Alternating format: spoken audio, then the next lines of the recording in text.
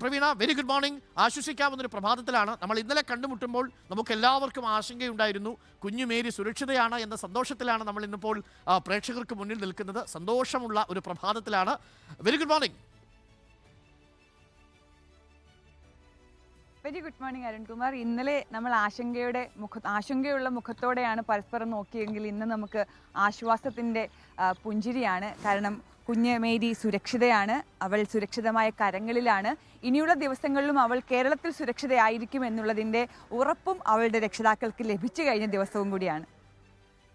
പ്രവീണ, ഈ കുഞ്ഞിനെ കണ്ടായിരുന്നോ പ്രവീണ? ഇന്ന് പുലർച്ചെ, കാര്യം കുഞ്ഞുറക്കമായിരിക്കും, കുഞ്ഞിൻ്റെ രക്ഷിതാക്കളും എനിക്കൊന്ന് അമ്മയാണ് ഉള്ളത് ഇപ്പോൾ കാഷ്വാലിറ്റിയിൽ അല്ലേ? കുഞ്ഞിൻ്റെ ആരോഗ്യത്തിൽ തൃപ്തികരം തന്നെയല്ലേ?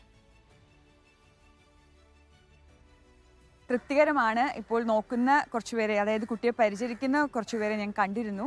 കുട്ടി ഉണർന്നിട്ടുണ്ട്, കളിച്ച് ചിരിച്ച് കിടക്കുകയാണ്, അമ്മയോടൊക്കെ സംസാരിക്കുന്നുണ്ട്. ആരോഗ്യം പൂർണ്ണമായും ഓക്കെ ആണ് എന്നുള്ള തരത്തിലുള്ള മറുപടിയാണ് കിട്ടിയത്. നിർജ്ജലീകരണത്തിൻ്റെ ഒക്കെയുള്ള പ്രശ്നങ്ങൾ മാറിയിട്ടുണ്ട്.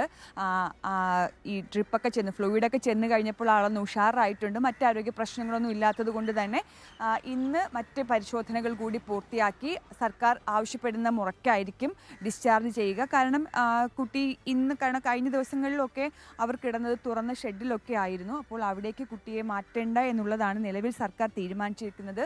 അക്കാര്യം കുട്ടിയുടെ അമ്മയെയും അച്ഛനെയും ഒക്കെ സർക്കാർ അറിയിച്ചു കഴിഞ്ഞു.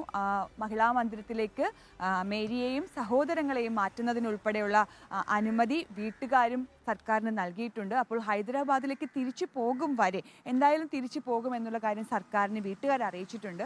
അപ്പോൾ അതുവരേക്കും മഹിളാ മന്ദിരത്തിലേക്ക് മാറാനുള്ള സാധ്യതയുണ്ട്. അപ്പോൾ അക്കാര്യത്തിൽ കൂടി അന്തിമ തീരുമാനമായിട്ടായിരിക്കും ഇന്ന് ഹൈദരാബാദിലേക്ക് ഇവർ പോകുന്നത് വരെ അടച്ചുറപ്പുള്ള മഹിളാ മന്ദിരത്തിൽ ഒരിടം ഈ കുഞ്ഞിനും ബാക്കിയുള്ള 3 കുഞ്ഞുങ്ങൾക്കും ലഭിക്കും എന്നുള്ളത് സന്തോഷകരമായ കാര്യമാണ്. അപ്പോൾ ഇന്ന് രാവിലെ തന്നെ കുട്ടിയെ ഡിസ്ചാർജ് ചെയ്യാനുള്ള സാധ്യതയുണ്ടോ? മാത്രവുമല്ല, അസ്വാഭാവികമായൊന്നും ഈ കുട്ടിയുടെ ശരീരത്തിൽ ഈ ക്ഷതമേറ്റ പാടുകളൊന്നുമില്ല എന്നുള്ളത് കണ്ടെത്തിയതും വളരെ ആശ്വാസകരമാണ്. പക്ഷേ അപ്പോഴും ഈ കുഞ്ഞ് എങ്ങനെ അവിടെ എത്തി എന്ന ചോദ്യം ഇപ്പോഴും നമ്മുടെ മുന്നിൽ നിൽക്കുന്നു. ആ ദുരൂഹതയുടെ ചുഴലിക്കാൻ ഇനി പോലീസ് ഏത് വഴിക്കാണ് ആരംഭിക്കുക? CCTV ദൃശ്യങ്ങൾ മാത്രമാണ് മുൻപിലുള്ള ഏക സാധ്യത. നായ കഷ്ടിച്ച് 400 മീറ്റർ എത്തി അവിടെ നിൽക്കുന്ന ഒരു സാഹചര്യവും ഉണ്ടായി. ബാക്കി ഒരു സൂചനയും ഒരു തുമ്പും യഥാർത്ഥത്തിൽ പോലീസിനില്ലല്ലോ അല്ലേ? നിലവിൽ തുമ്പ് കിട്ടാത്ത അവസ്ഥയിലാണ് പോലീസ്. ആകെ ഉള്ളത് ഇനിയിപ്പോൾ രേഖാചിത്രം. അത് സഹോദരൻ കണ്ട മുഖം ഓർമ്മയുണ്ടെങ്കിൽ അതനുസരിച്ച് 2 വയസ്സുള്ള കുഞ്ഞിൻ്റെ സ്വാഭാവികമായും അതിനോട് ചോദിച്ച് ഇതാണോ കണ്ടത് എന്നൊക്കെ ചോദിച്ചെടുക്കുന്നതിലുള്ള പ്രായോഗിക ബുദ്ധിമുട്ടും നമുക്കറിയാം. അപ്പോൾ ആ തരത്തിലുള്ള രീതിയിലേക്കുള്ള പോക്ക് ഒരുപക്ഷെ ഒരു പടം വരച്ചെടുത്താലും, ഒരു രേഖാചിത്രം വരച്ചെടുത്താലും അത് ഈ കുഞ്ഞ് തിരിച്ചറിയണമെന്ന് നിർബന്ധമില്ല. അപ്പോൾ CCTV ദൃശ്യങ്ങളായിരുന്നു പിന്നെയുള്ള ഒരു പോംവഴി, ഒരു പിടിവള്ളി. പക്ഷേ അതിലും കാര്യമായ ദൃശ്യങ്ങൾ കിട്ടി ില്ല എന്നുള്ളത് വലിയ തിരിച്ചടിയാണ്. അതുകൊണ്ട് തന്നെ തട്ടിക്കൊണ്ടു പോയതാണെങ്കിൽ അതെന്തിന്, അതല്ല അറിഞ്ഞുകൊണ്ടുള്ള ഒരു കൈമാറ്റമായിരുന്നുവെങ്കിൽ എങ്ങനെ, ആര് അവിടെ എത്തിച്ചു, ആർക്കാണ് കൈമാറ്റം ചെയ്തത്? ഇനി 2 സാധ്യതകളാണ് പരിശോധിക്കാനുള്ളത്.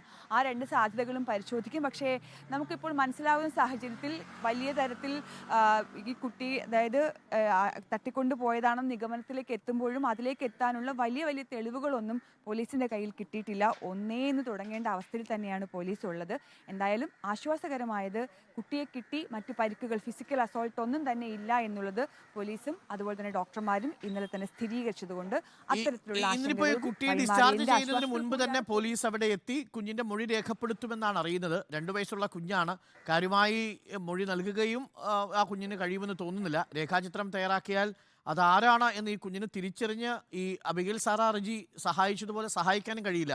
അബിക്കാണെങ്കിൽ കാര്യങ്ങൾ തുറന്ന് സംസാരിക്കുന്ന ഒരു പ്രായം എത്തിയിരുന്നു. ഇത് 2 വയസ്സേ ഉള്ളൂ. അപ്പോൾ മൊഴി രേഖപ്പെടുത്തുന്നതും ദുഷ്കരമാണ് അല്ലേ പ്രവീണ? തീർച്ചയായും ദുഷ്കരമാണ്. മാത്രവുമല്ല, ഈ കണ്ട ആളിനെ കുട്ടി തിരിച്ചറിയണം എന്നുള്ള നിർബന്ധവുമില്ല. ആള് രാവിലെ മുതലൊന്നും ഭക്ഷണം കഴിക്കാതെ എന്നുള്ള ക്ഷീണമൊക്കെ ഉണ്ടായിരുന്നു. അപ്പോൾ എങ്ങനെയാകും കുഞ്ഞിൻ്റെ പ്രതികരണം എന്നുള്ളതും കൂടി പോലീസ് നോക്കുന്നുണ്ട്. എന്തായാലും ഒരു നിർബന്ധപൂർവ്വമുള്ള മൊഴിയെടുക്കലൊന്നും ഉണ്ടാകില്ല. ചിലപ്പോൾ ഒരു പക്ഷേ രേഖാചിത്രം കൊണ്ട് കാണിച്ച് കുഞ്ഞിനെ അറിയാവോ എന്നുള്ള കാര്യം ചോദിക്കുമായിരിക്കും. എന്നതിനപ്പുറം വേറൊന്നും നിലവിൽ അവസ്ഥയിൽ കുഞ്ഞിൻ്റെ കാര്യത്തിൽ ചെയ്യാനില്ല.